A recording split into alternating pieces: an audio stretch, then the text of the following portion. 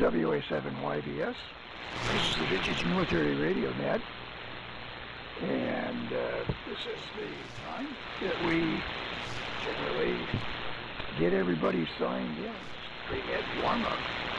It kind of morphs into round one, but this is WA7YBS Henry with the Valley, and I'll be in net control today. And the Vintage Military Radio Net is a roundtable AM group that allows licensed amateurs the opportunity to run vintage military radio equipment on the air. And, vintage military radio equipment is encouraged, but it's certainly not the prerequisite for checking into the net, checking with what you got. Subject to conversation generally is about vintage military. So be prepared. And let's see. Everybody pretty much knows the drill. We assign numbers as you check in. It uses the handoff. And it also the net control operator aware of what's going on and who you turn it to and all of that sort of stuff. Anyway, I've heard Vern. Good morning, Vern. Your Q5 on low power, I think you'll be a lot better on when you actually turn the linear on. And so good morning to you. You're in the number one spot, Vern. And in the number two spot is Mike, W7MS. Good morning, Mike. Good to see you yesterday. Thanks for the meter. And I'll tell you a little bit more about the meter. That's some exciting news. And so anyway, with that, Mike, you're number two. Number three is open. You want to get checked in here at the Vintage Military Radio Net. Go ahead now.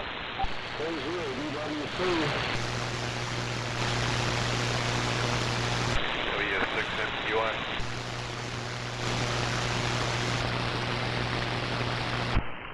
Okay, in the number three spot we have Chuck, K0DWC. Good morning, Chuck.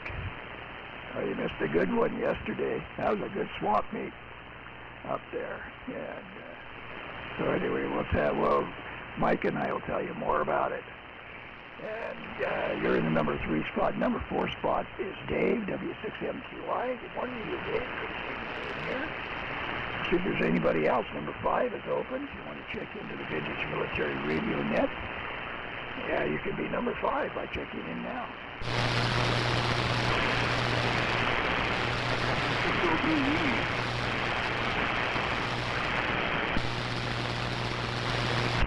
Okay, good morning, Tom. WA6OPE, good signal in here. You're number five. Number six is open. If you want to check into the Vintage Military Radio Net, it's where we get everybody checked in, and we kind of just blend right in, segue into round one. So number six is open, and you can check in now and be number six, so go ahead.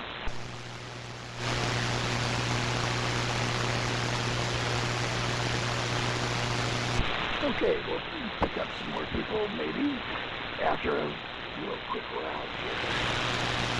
In the number one spot we have K6VXY. In the number two spot is Mike, W7MS. Number three spot is K0DWC. Number four spot is Dave, W6MQI. And in the number five spot, Tom, WA6OPE. Well, this is WA7YBS here, Henry in the Valley.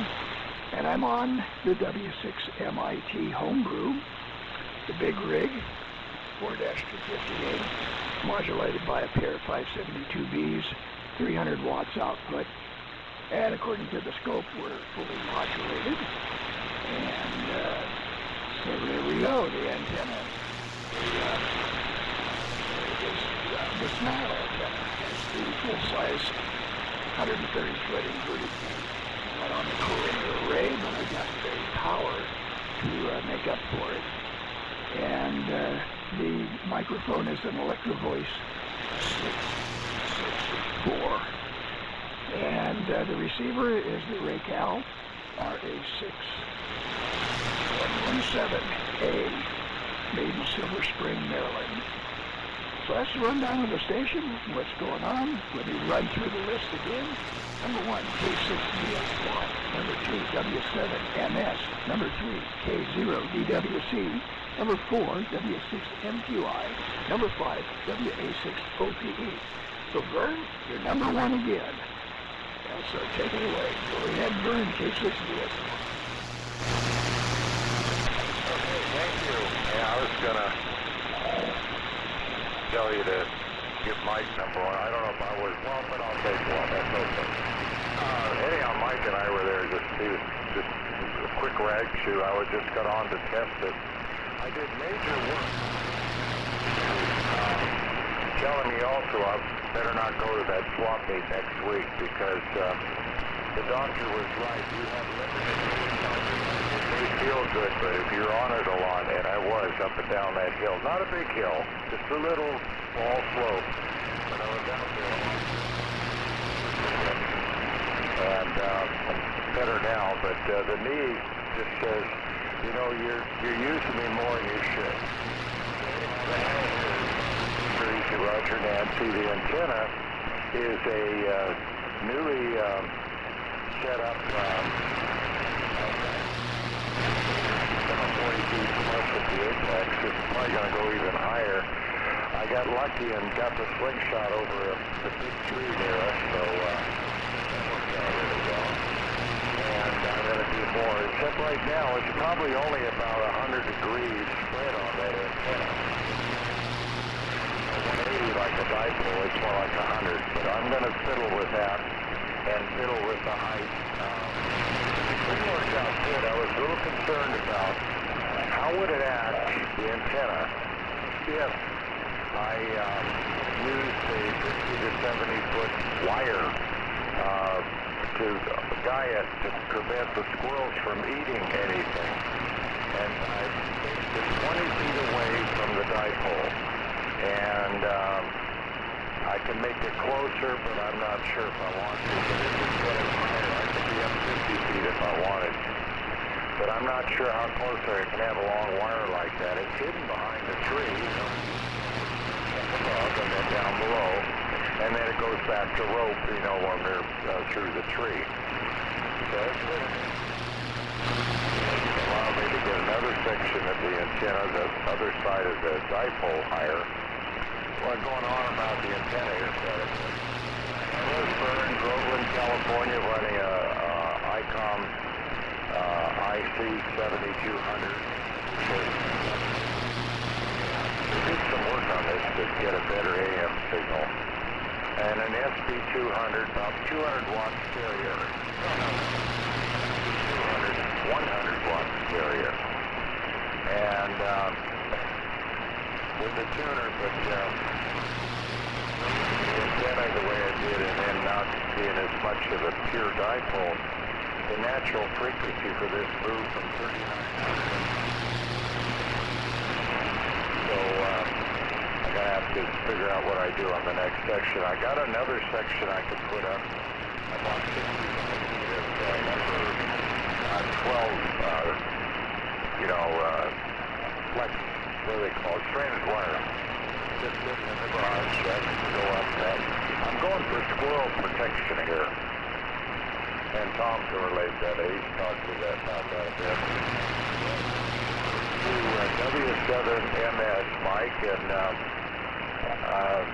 yeah, I've got to watch it. It's more like winter and spring about get out there on the ground. I'd be limited as far as mobility goes. W7MS in the group. This is K6 Wordy, K6VXY. Well, thank you, Vern. K6VXY, W7MS, Mike in Reno, and of course for the Nevada Military Net.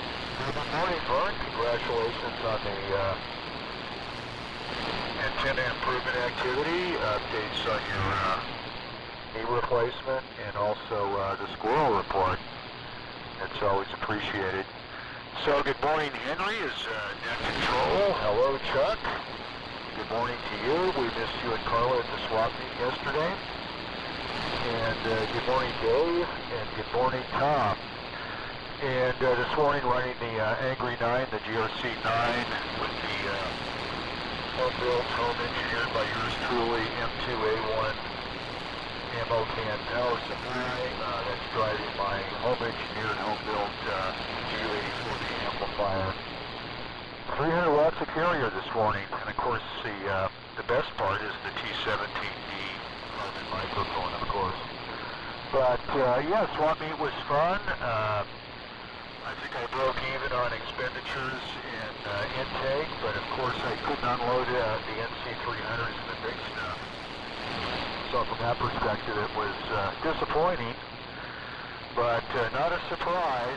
You know, hope springs eternal on loading the stuff, right, Dave? And, you know, it was a good social activity, and can't wait for the update on the ATV from Henry to find out what he discovered. Was it double face? There was a black face on the opposing side. That would even be better, but we'll find out. And with that, we'll keep it rolling because the sun's are rising. K0 DWC, W7MS.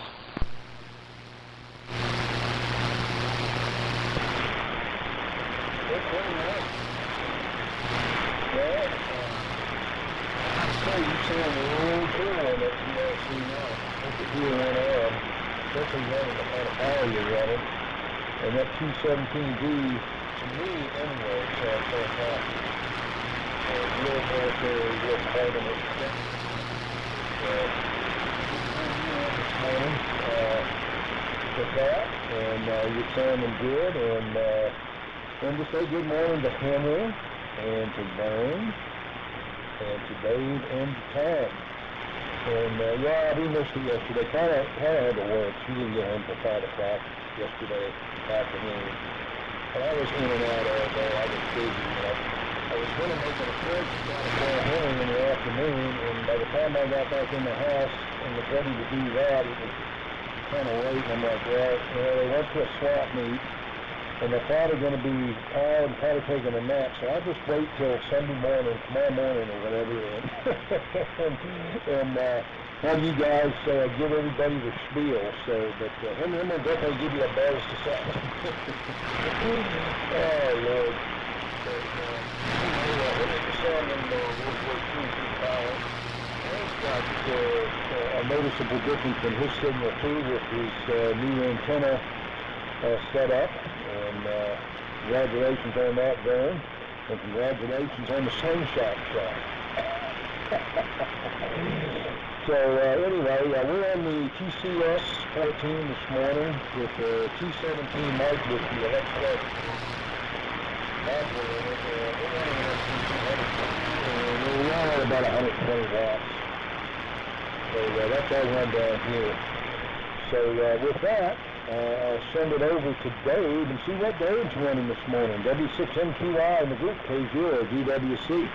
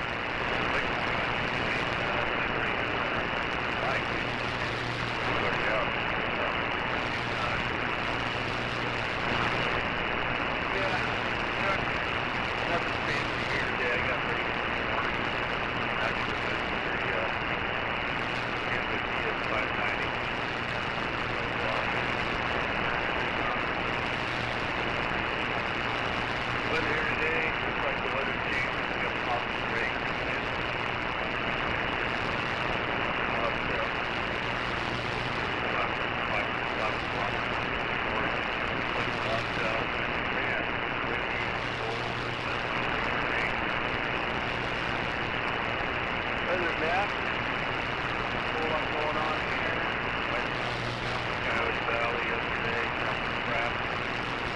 Good.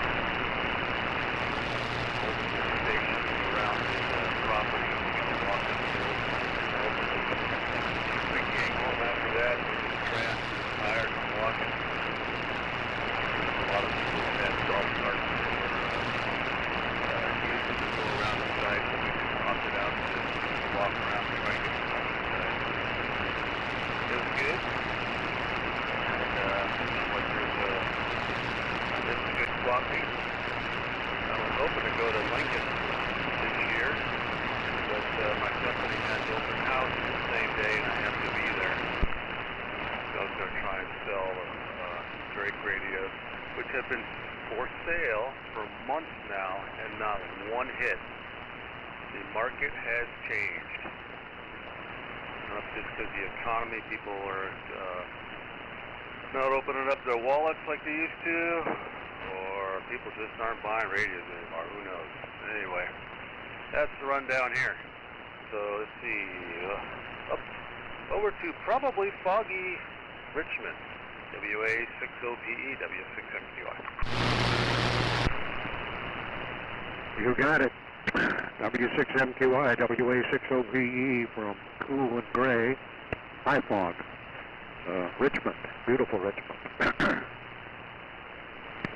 Yeah, it's very damp, almost misty, and the 12 kV power line is spitting at me occasionally, and sounds like eggs frying in the background. Always something. It's better than SCR buzz. Anyway, well, good morning to everybody. Pretty good signals from everybody.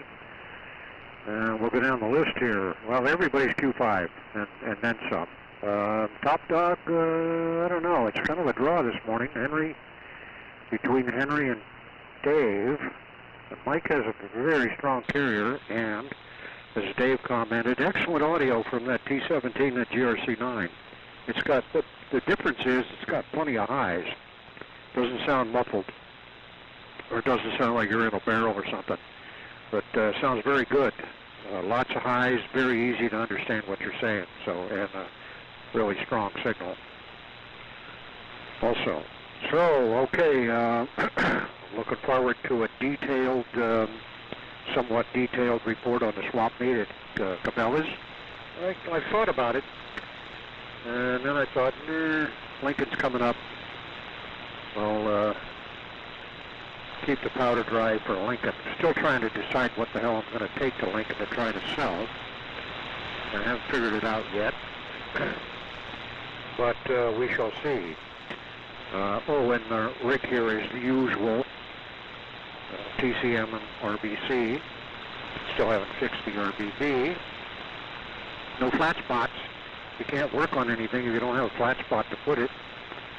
And I have one flat spot, which is about, it's on a bench, and I've got about maybe 1.5 feet by 1.5 feet, and that's about it. And that's not enough room to work on an RBB. To work on an RBB, especially if you have to split it or whatever, you got to have some acreage. And then if you want to use some test equipment or something, you got to have even more. And anyway, the test equipment around here, of course, is ancient and big. So that's what's happening here. Good luck, Vern, on the anti-squirrel device or measures. And we will turn it back to net control and get a detailed swap meet report. Oh, and one more time. I think it's SNARS, Sierra November ARS. So what the hell does November stand for? And anyway, so back to you. WA7YBS, WA60PE. Okay, Tom, WA60PE, WA7YBS. Okay, very good. Q5 signals on everybody. And so that's good.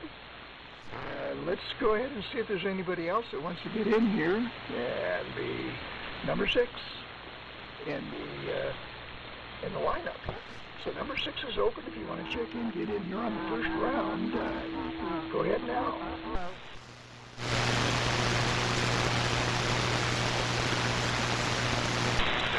Okay, well, that's that. Well, Vern, you're sounding good. Glad you got your antenna semi-squirrel proofed. And so that's good. I found out that, yeah, you can't use like rope or that UV polyester type string stuff there. Everybody likes to eat that.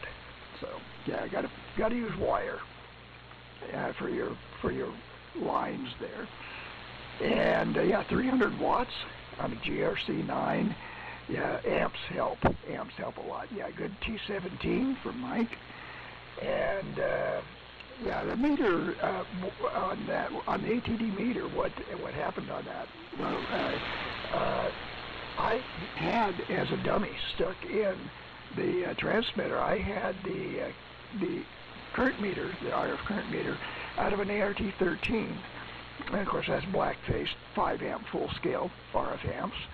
And it turns out that that meter that I got from you is a Weston 507, and the ART13 current meter is also a Weston 507. And I checked the scales out. I'm going to do the switch today, but I checked it out last night, and the scales are identical except for the ART13 current meter is black-faced, and the one that I got from you is white-faced. So I'll have to change the color of the needle. The needle is black on the meter I got from you, and of course we have to have white needle if it's on a black-faced scale. But anyway, everything looks like it's going to work out just fine. Checked out how that spacer works, and it's great. I have the original for that transmitter bezel that goes on the front with a little bit of a 3/4 inch or so depth behind the panel. So everything should work out just great. So I appreciate the meter, and I'll let you know how it runs. You're probably going to show like maybe half an amp or something with a 50 ohm load. But anyway, that's good, and that's fine. Chuck, TCS sounds good, and yeah, it's that I had talked to you earlier about Carla work, and I thought maybe might show up early and leave at 9 o'clock or so, but yeah, it's a long drive. It is a long drive. And so anyway, Dave's on the Kenwood, and it's sounding pretty good. Actually, it sounds kind of military-ish. Lots of highs in that. And Tom, punchy audio coming in here just fine. So that's good. Okay, my version of the swap meet, and I want Mike's input too when it comes around. Lots of sellers, not too many buyers. There was lots of very cheap, good condition, free stuff. It was either cheap or free. And it was the first time that I actually could have made money on getting things that the seller would actually pay you to take it. So I think it was just a joke, but it was odd. But the stuff that I saw a couple of R390As, very reasonably priced. There was a very nice 75A2, a couple of nice 75A1s. There was a couple of 32V2s. All of these were in very good condition. And, it was a Collins stuff. Of course, I brought a 51S one that there was a lot of looky-loos at it. It was priced very cheap, and I still couldn't get anybody to buy it. One guy looked at it, and, I got 3 of them back in the warehouse. Well, what are you going to do? And so anyway, there was the guy next to me was from California, and he actually got kind of frustrated towards the end and came out and yelled in an extremely loud voice, "Okay, I give up. Everything is free." And that included an SX62, Hallicrafter's SX62 that was restorable, and he still couldn't get rid of it, even for free. So I don't know. I think Dave has got it right. The market is changing. Don't know why, but these things hopefully are cyclic in nature, and so maybe it'll change next year. Other things that I saw were the various little kinds of receivers, National NC57s, and Hallicrafters S20s, that sort of thing. And lots of, there were a couple of Rycoms there, and those are the Navy version Rycoms that, that's an old RF voltmeter, that a tunable voltmeter, and you can use them for a long wave receiver if you can match the 3,000 ohm antenna input impedance. But at any rate, it was fun. It was a little cool in the morning, kind of a little bit of a breeze, but the sun came up and warmed everybody up pretty fast. So it was a very nice meet, and it was fun seeing everybody. Lots of familiar faces there.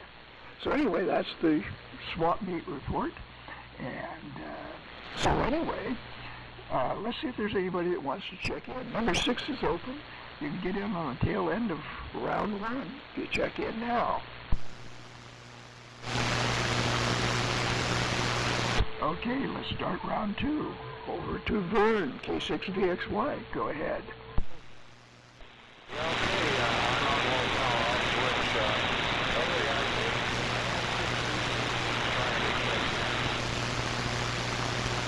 Yeah, I got quite a bit of QRN here, Vern, so I probably missed him. Let's add Bill, N6BCT, and you'll be number 6, Bill, and you'll be Tom, WA7YBS. We'll turn it over to you, and Vern, not Vern, N6BCT, Bill, you turn it back to me, WA7YBS.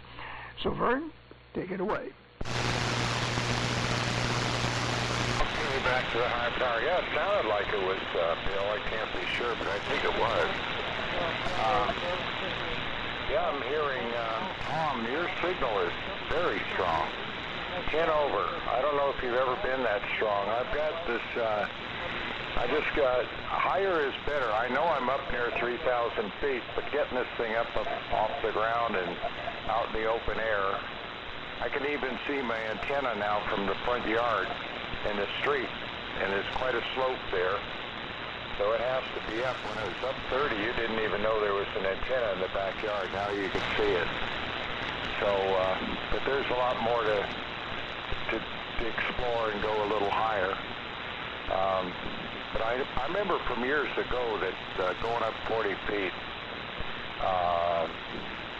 was a big deal from 30 feet and 20 feet, and that was something I had set up in Castro Valley where I was raised, and I operated there briefly as a ham on the low bands. Then I went in the Navy. Oh yeah, the R390, I think that thing weighs about 100 pounds. That was the radio of choice when I was in the Navy in the ET shop. We were in ET shop 2. We were aft in the ship, and we handled the communication stuff. ET Shop 1 was doing more of the computer stuff back at that time. So I was responsible for the 5 kW machine and then all the Collins lower power things. Because I think mainly because of my ham background and just the right kind of background, because it was just my interest, so that it made sense.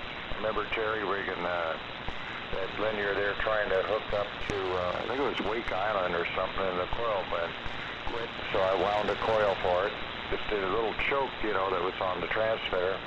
As I looked at it, I'll just copy that, and it worked. Told him keep it down to 3 kW just to be careful and safe, and it worked. But anyhow, yeah, just a bunch of stuff like that. But the R390, I remember hearing House of the Rising Sun. We were coming by Australia at the time, and the Animals had just released that, and then there was a lot of the rock and roll stuff. But that R390 was neat. We listened to, I listened more AM radio, some shortwave, but that was great rig. So, except I remember we had it mounted in the wall there in the shop, and that was our, entertainment type radio. And it was rather looked heavy, but it tuned nice. I don't know where I'd put it if I could find one. That would be kind of neat to have as a receiver. This one here works great, but an R390 there's a spot there on the left side. I'd say about, I could make it, I'd say about 18 by 18 like Tom was talking about. I think an R390 will fit in that spot, and that's right above the legs on this table, which I think it would need. I'm going to, I am not quite sure, but I think I'm going to flip it over to see if N6BCT is there, because I hear you strong here. If you're there, go ahead. This K6 BXY, and then turn it over. Yeah, let me break in there. I did, you doubled with, I should say, Bill doubled with you for a bit, N6BCT. So N6BCT is number 6. And so WA7YBS will turn it over to Bill. So Bill, stand by. You're in the loop, so you will be number 6. So let's go over to Mike, W7MS. Go ahead. Well, thank you, Henry. K6VXI with a great assist from WA7YBS, W7MS. Yeah, there was quite a simulcast here. I could hear both of them, but I think it was, in fact, Vern's turn in the rotation, and we'll be looking forward to Bill's comments after WA6OPE. So, well, thank you very much for comments on the GRC9. It's a lot of fun. It's here under the desk, and I was looking at it yesterday afternoon, contemplating what should I operate tomorrow morning, and decided, well, let's do the GRC9 and subject folks to more carbon mic audio, but appreciate the comments. And yeah, this one does seem to be a little bit more on the shrill side, which is great for intelligibility, but it's hand select. It's the T17D that is permanently attached to this GRC9 due to the usual experimentation that we all have with carbon microphones matching radios to mics. So thank you. And Chuck is doing great on the TCS. Glad to hear that Dave and his wife had some exercise, so had some nappy time. That's good also. And Tom, that's Sierra Nevada Amateur Radio Society. So the N is Nevada, so that's the story on that. And I may be repetitive, but I think that was missed for a response. And Henry, yes, I think it's an aging issue where a lot of the folks are just aging out, whether they're full up, like most of us are, or whether they're just off the planet or in the planet. And I just don't think they're the buyers. Sellers have exceeded buyers, and it's just a different situation. And we'll touch on the swap meet here in a moment. But good on the 507, and I'm very happy the TA12 that I picked up from San Luis Obispo, which was from the estate of W7QHO, has made another contribution. You kind of hate to do that because the only thing that was missing was the cabinet, but without the cabinet, so it was purchased as a parts unit. So glad to move some of the vital pieces onto you. So looking forward to next week with the ATD shootout. And let me see. Yeah, well, this is an example. Bryce, a well-known local, and I find this hard to believe, but there was a project 75A1 and 32V series transmitter sitting on the ground. They looked to be in reasonable restorable condition. They were not rust buckets. They weren't beat up. They were just dusty and kind of dirty. And he quoted me that his purchase price for the A1 and the 32V was $30. And I find that believable because the other 75A1, which was in excellent collector quality condition for $200, along with the companion A2 from Hammond Hi-Fi for $200 a piece, and the R390 was $150, and I don't know if they sold because I was just in nirvana, sales nirvana. and the story of that is not, but at least I broke even. But impulse purchase was, oh, Bradley, N7 RCA. It scooped up a bunch of ARC 5, ATA, ATR equipment, and other ancillary aircraft radio corporation goodies from deceased Ham, I think, in Arrington for freebie, but of course I threw some money his way, so we got a pile of stuff. And I think 3 of the transmitters are unmodified, out of box, so they do have some paint loss, but not nothing critical. But I did get an R27, new old stock in the box, so that was kind of cool. Don't ask me why. I guess it's my standard Mount Everest response because they were there.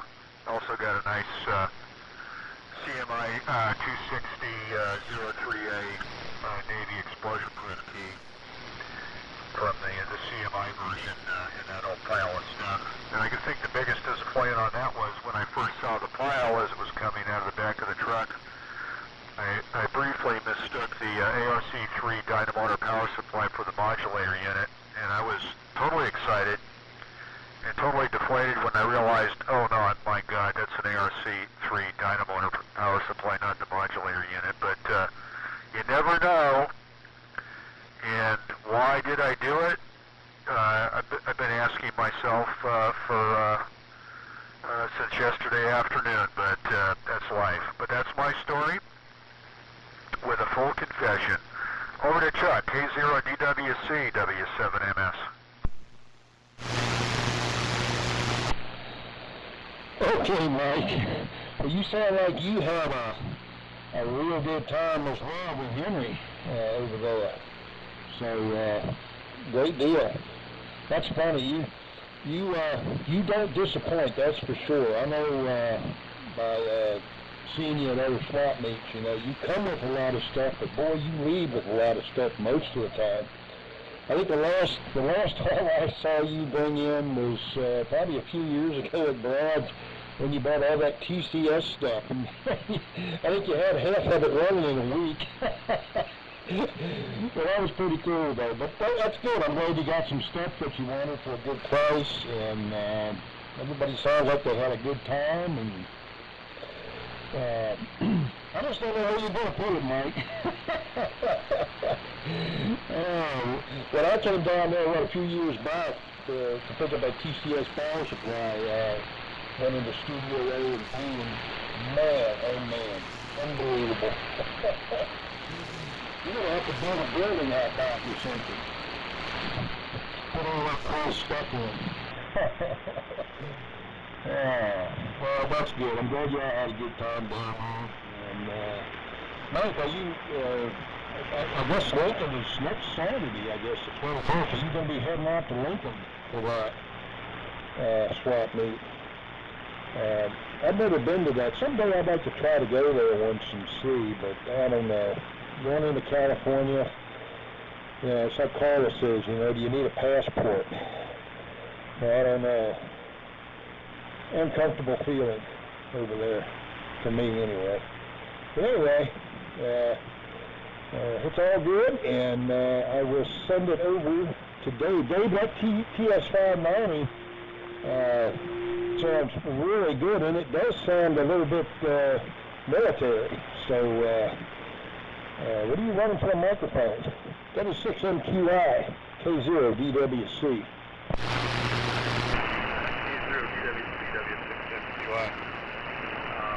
The microphone's just stock hand mic, nothing special. It does have an equalizer on the transmitter, and I believe I have it set up on the high end. There's like 5 different equalizer setups for different high, lows, mid-range, and everything. I think I have it set up on the high. So, yeah, I never even have listened to myself. Watching the ALC meter on this thing. It says it's supposed to just barely tick. I'm not even seeing it. Oh, there it goes a little bit. So I think I've got it set up right. This is actually the first, well, not the first time I've ever used it on AM, but very few times. Excuse me. Yeah, I don't know what's going to happen with the market, with the radios. I'm going to, like I said, I'm not going to be able to make the Lincoln. I was hoping to do it. We got our big family day open house at work, and my wife wants to go see where I work, so I'm going to go do that. But the thing about trying to go to the, although it's usually kind of a lousy swap meet, I'm going to try and go to the Pacific Con one, bring my Drake stuff, and whatever else I have here. I think I want to get rid of. I had an inquiry about selling a piece of equipment, radio equipment here, that I'm contemplating.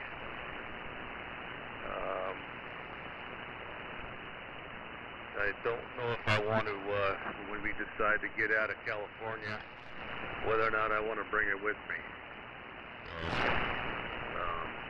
We'll see. I did pick up locally here a Yaesu WA7YBS monitor scope. I don't know if I mentioned that before or not, but couldn't get a trace on it. Tested everything on everything. This thing should work. Why is there no trace? So, you know, man, the CRT was bad, but I was taking the butt end of a screwdriver and banging on the tube, and the darn thing came alive. So, loose connection. Hopefully it's not in the tube. It's just the plug on the back end. But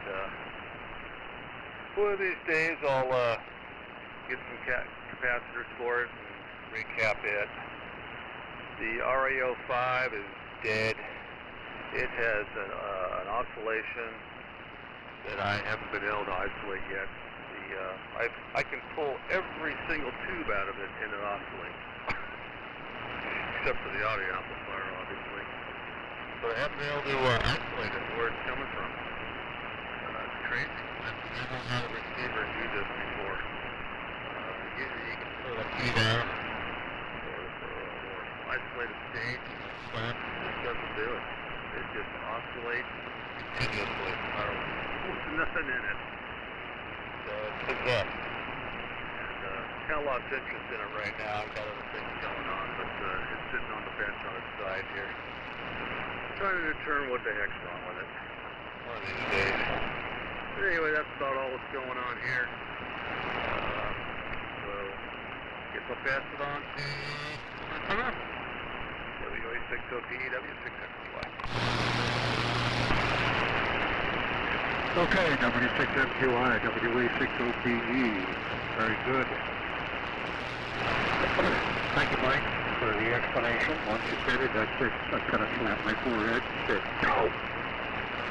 On that. Well, I didn't. And thank you, Henry and Mike, for the swap meet report. Yeah, sounds like a pretty good swap meet. And yes, the question these days is, what happened? Well, a whole bunch of things, I think. But I think a lot of it has to do with old age. A lot of it. And the newbies, the people that should be spending their money for these goodies, most of them don't have a clue of what these old goodies are. And they look at analog dials, ancient equipment and such, and even some ancient equipment that doesn't even have a calibrated dial, analog dial. It's something arbitrary, and they look at all these different controls and things, and where modern ones building those specials that redo everything for you. So you tune the antenna automatically. The antenna that came from the ham store that was designed to work with the phone and the transceiver. And then somebody goes back to an old boat anchor or something where you have to do everything manually. It's kind of weird. So I think our generation has the allegiance for that kind of stuff. I really do. And it's even starting, well, not so much with cars, collector cars, even though that market is way down too, especially like Model A Ford and Model Bs. There's still people out there collecting them, but not like they used to. And that's kind of the analogy that I used to use 30 years ago or so about boat anchors and the collectors that collect old boat anchors and the collectors that collected old cars, specifically Model A's, 40 Fords and that kind of stuff, good stuff. But it's, the younger people don't, they're muscle car people, 60s and 70s. And, big difference.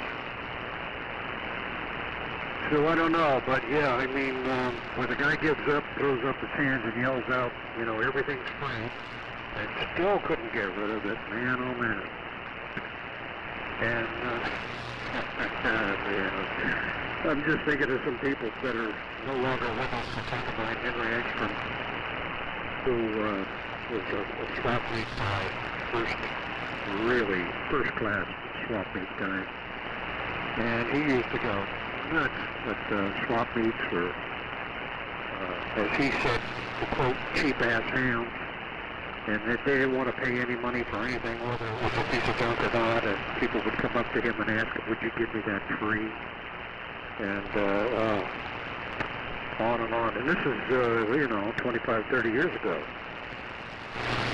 So things have changed. Now, most stuff, average stuff, the only way to get rid of it is to try and give it away for free. So drop it way down. And previously, if you could get $100 for it, now you're lucky to get 30. So yeah, anyway, that's the story, and that's my 2 cents worth. So we shall see what happens down the road. So it's going to be my 73 round, guys. See you later. Have fun. Take care. See you possibly next week. Maybe, maybe not. 73. So N6 BCT, here it comes finally. WA7YBS.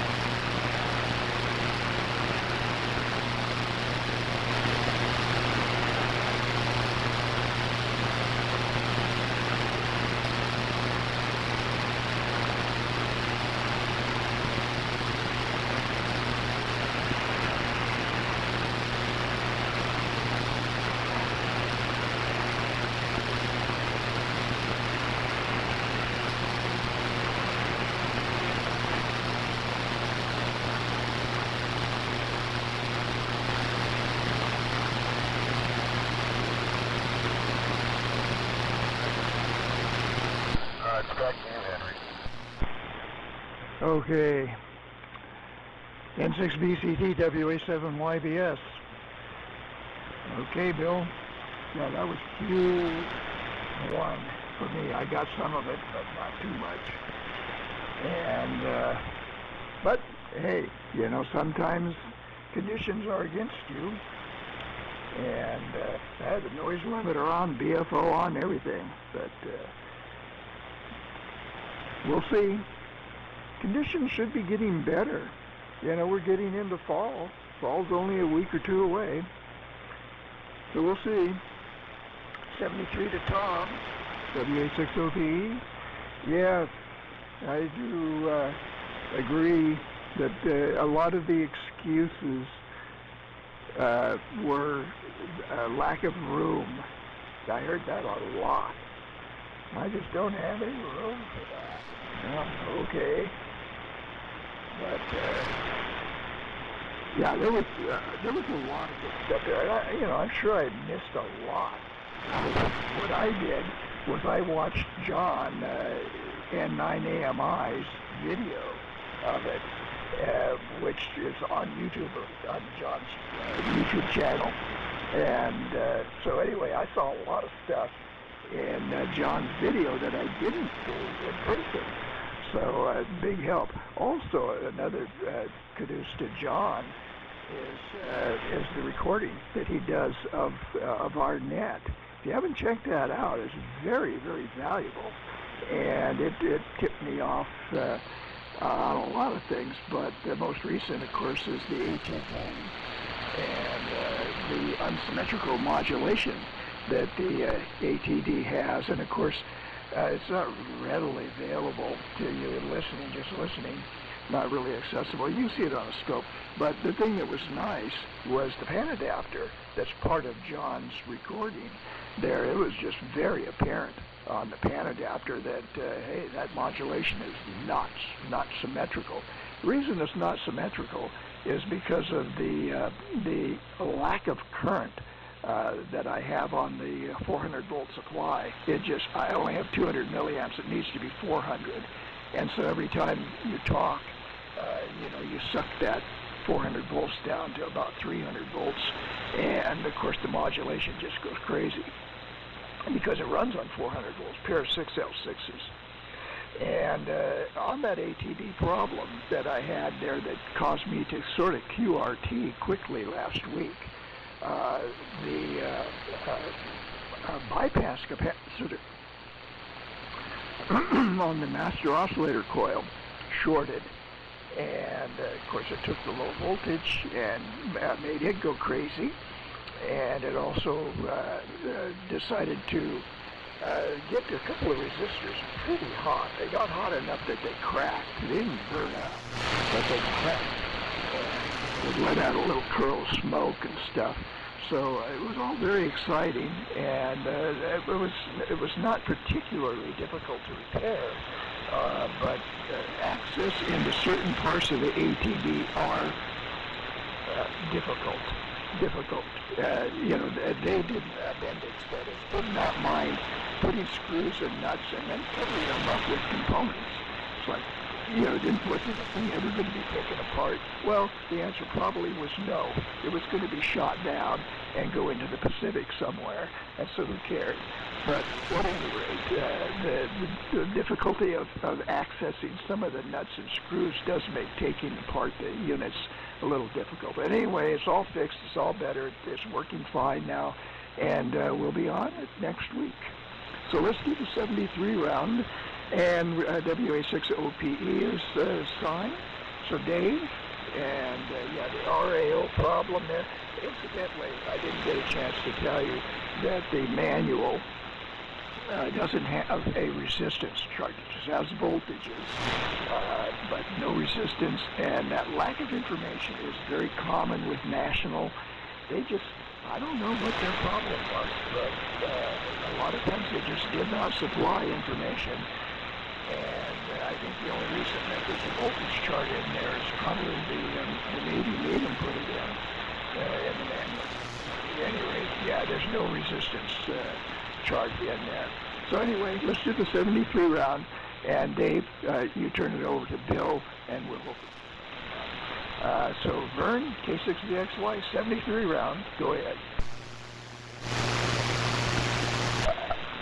Okay, thanks, Henry. The 73 round. Yeah, I want to mention to Dave real quick. I looked outside. The ground's wet. So we must have had a light sprinkling here, as you mentioned. Came through a little more, but it's just enough to get the ground wet. Not much of anything. I've looked at the forecast. No rain coming up anytime soon. And Tom mentioned something about analog meters and all that, and I looked at what I've got here.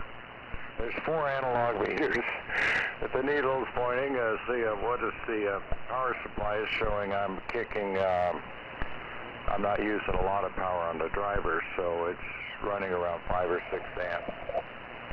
And then I look at the SWR meter and then the power meters. And I got 4 analog meters to just 1 digital. And I'm very comfortable being older, obviously, with the analog meters. And I know we're talking about the Navy, and then when I was working at Signetics, it was when we used a lot. That was the 70s. We used a lot of analog equipment. digital was just coming out. And as far as test equipment, stuff like that, and meters, you know. But I have to pride myself on, I did that technician days. Those took a lot of data of getting another digit out of the meter or on the slide rule. And the guy who worked for the engineer at the time is a senior guy later, but well, he was senior, but he became a supervisor. He questioned that. I see your data here, Vern, but where are you getting the extra digit? Is that your imagination? I said, well, I can see it, but I was showing him stuff on the slide rule. He says, yeah, I see, it's an estimate. It's okay. You know, it's 1.8625. Are you sure about that 5? You know, it could be a 6 or a 7, or it could be a 3 or a 4. I said, oh, no, it's a 5. It's right in the middle. Okay. Right between the 4 and the 6. That are on the scale. Whatever it was. Anyhow, yeah, I'm looking at my downward modulation there. I guess it doesn't sound that way, but especially on the heat kit, as I speak, you know, the power level goes down. That also indicates on the tuner here, because it goes from 100 watts to about 80 to 70 grams per hour. And it's back up to 100. Right, still fast. Control carrier, but they did something with this ICOM unit, because I remember I had the 746 mounted, and you guys like the sound of this one better. Something about a balance modulator, whatever it is. Something like it, I guess, sound more AM-ish. Anyhow, 73s to all. 73s to Dave and Henry. Thanks, great net. Chuck, let's comment on the signal, and Tom also. Signal stronger. I get a little QSB, but I better not talk too long here. Mike, nice talking to you again, and Chuck, and Bill. Say hello to John for me if you talk to him today. I'm not sure if he can listen to us. If he does that W9AMI, he can certainly listen to it on on YouTube if he can get that. That's a good broadcast. You're right, Henry. I've listened to that a few times especially when I was experimenting. See how I sounded. I might listen today, see if I sound a little stronger. It's harder to tell with that. But you see the meter moving that the analog display's got on that setup there. So, over to you, Henry. With all that said, and I'll be listening out. 73s to all. It's been fun. I'll be continuing with the limited, I got to watch out for my leg, action experiments. There's another leg I want to do this week, because the darn squirrels, they'll get it before I get to it if I don't. So I guess it's a long-term winter project. So W7MS and the group, K6 VX flag. Go ahead there, Mike. Well, thank you, Vern. K6VXY, W7MS, 73s to you, and thanks for the updates. And one thing I do have to mention is I scored 1 point. Squirrel scored 0 last week. I wasn't on last Sunday for squirrel updates, but he headed off to the landfill Wednesday morning, so that maybe TMI, but this guy had been trying to beg for over a year, and finally, success.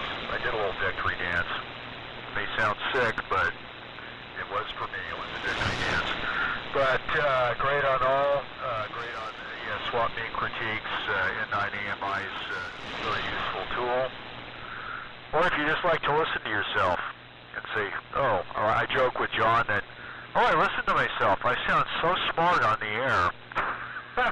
But in reality, it might be different, but actually sound pretty good, as does everybody else. But that's on the ear of the beholder, I think. But, and Chuck, thanks for the, glad I was able to give you a knee slapper or two. Appreciated your comments, and of course, good morning to Carla, if she's within earshot. And Dave, sorry you can't make it to Lincoln. I plan on going. which probably means I'll be giving Tom a call to see if he's also going to do Lincoln this year and see what's going on. But it's always fun. But and the weather will be cooperating because, as you stated, Dave, there's a mixed bag of some precipitation occurring here, and my standard rules of engagement is I don't drive in the pass if it's nasty time. But with that 7-3s, and also good morning to Bill. Thanks for the John updates, and in fact, you'll be talking to him on the phone later this afternoon, I should say. But before I put more foot in mouth, over to you, Chuck. K0DWC W7MS.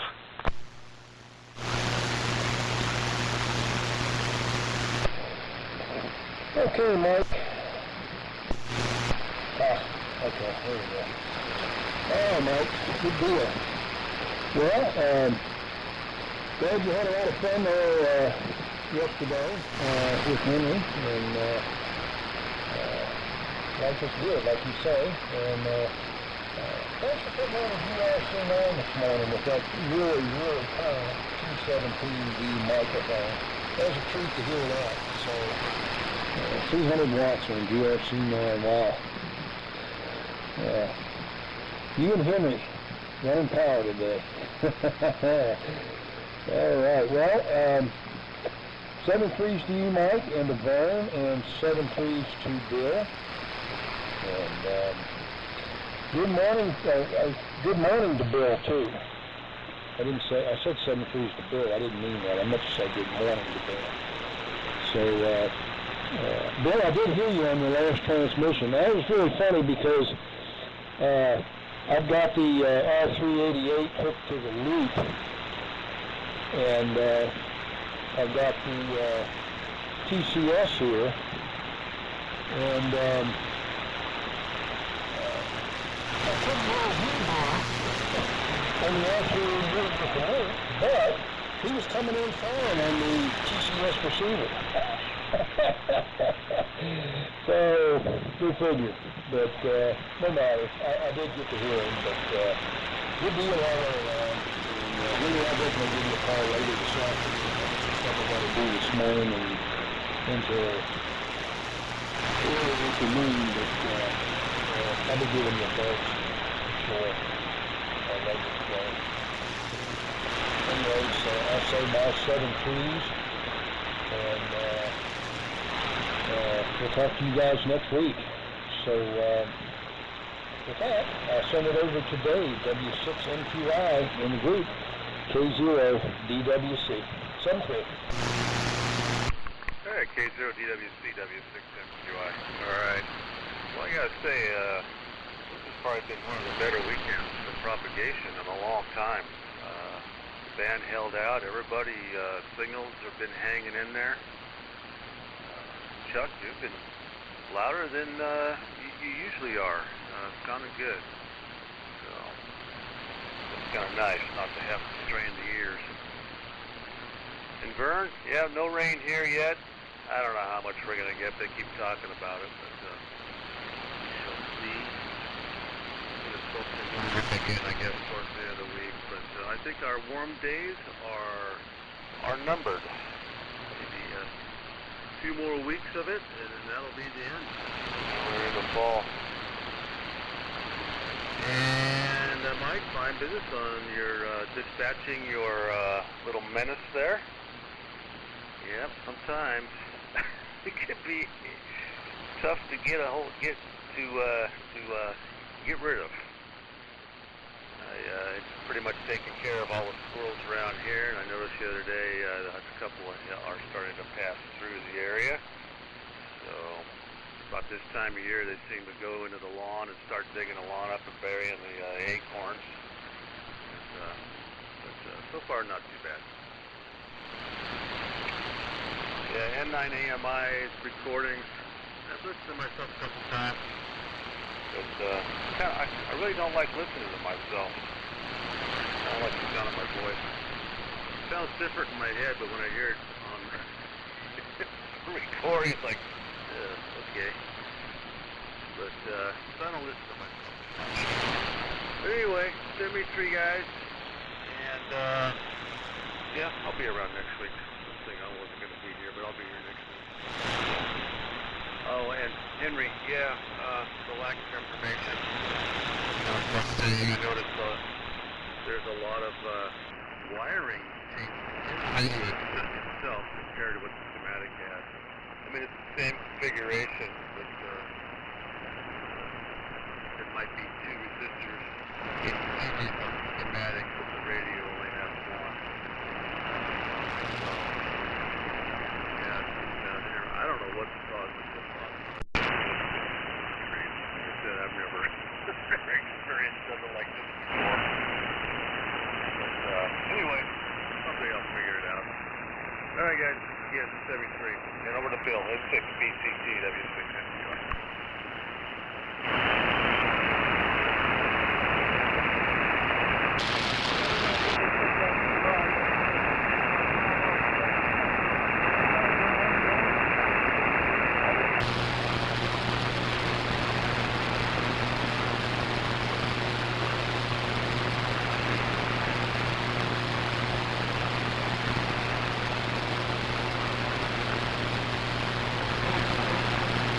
Okay, Bill, N6BCT, WA7YBS.